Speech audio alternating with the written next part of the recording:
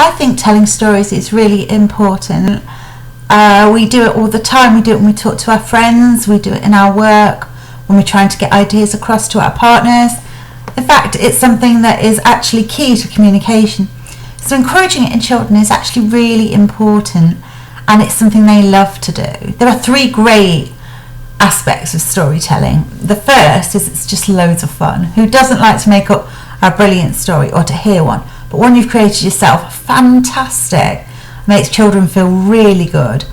Secondly, I think it really helps them be creative and realise that their ideas and thoughts and imagination can take shape, can create something concrete that is enjoyed by other people.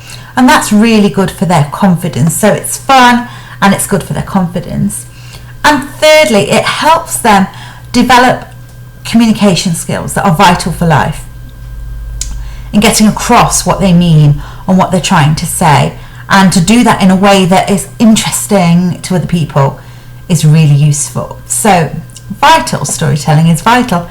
And sadly, little kids find this really easy. And then as they get older, they get a little bit more self-conscious and don't find it quite so easy. So story shaping is a way of helping children develop their storytelling skills, having fun whilst doing so, and really encouraging them to explore and make their ideas come to life.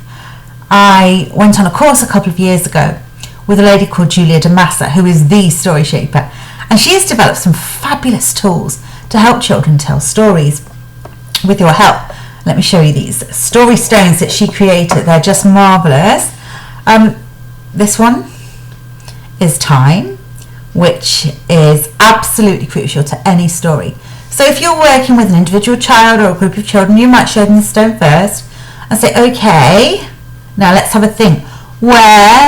When does your story take place? Children interpret this differently. Some think you're talking about the time of day, so they might say midday or midnight. Another child might say it's autumn, it's the end of autumn and it's really cold. And they will give their story a place. And that's a really good starting point for a story, is to give it an actual place. These stones are gorgeous. They help the children focus visually, but also in terms of being so lovely and smooth and tactile. They're a nice thing to hold for children and encourage them to think and focus. The next stone you would use with the child is around place.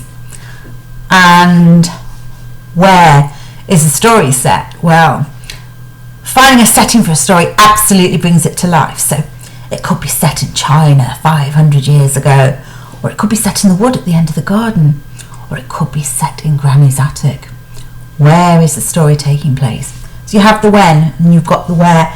And what you want to do is encourage some detail. So maybe take ideas from a couple of children and combine them together, but let the children own it. You're the prompt, you know?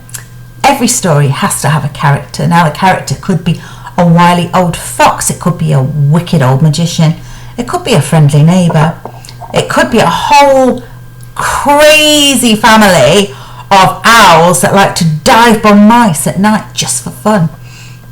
Character is crucial to a story. The character needs a name, we need to know what the character looks like. The character can absolutely bring a story alive. So we have the time, we have the place, and we have our character. And encouraging children to come up with ideas for that character will really invest them in the story that they're creating. And then, of course, your character needs to have a quest. Every great character has a quest. So Charlie in the Chocolate Factory, he wanted to go to the chocolate factory and to win his golden ticket.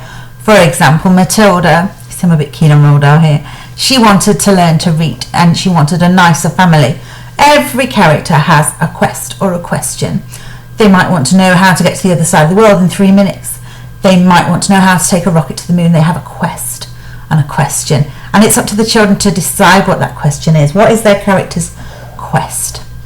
And then we're looking for ideas. There's light bulb moments. How is he going to make that happen?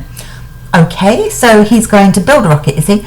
And where is he going to build that rocket?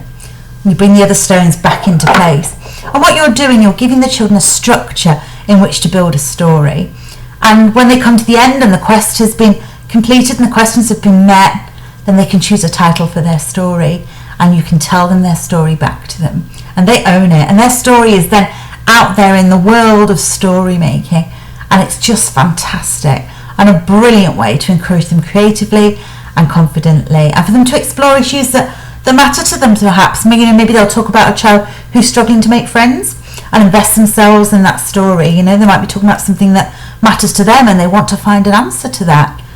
It can be used in so many different ways, but they are a wonderful tool. You can buy story shapes from emotionallyhealthykids.com, and I really would encourage you to use them. Such an absolutely fabulous way to connect with children and really encourage them. Thanks for listening.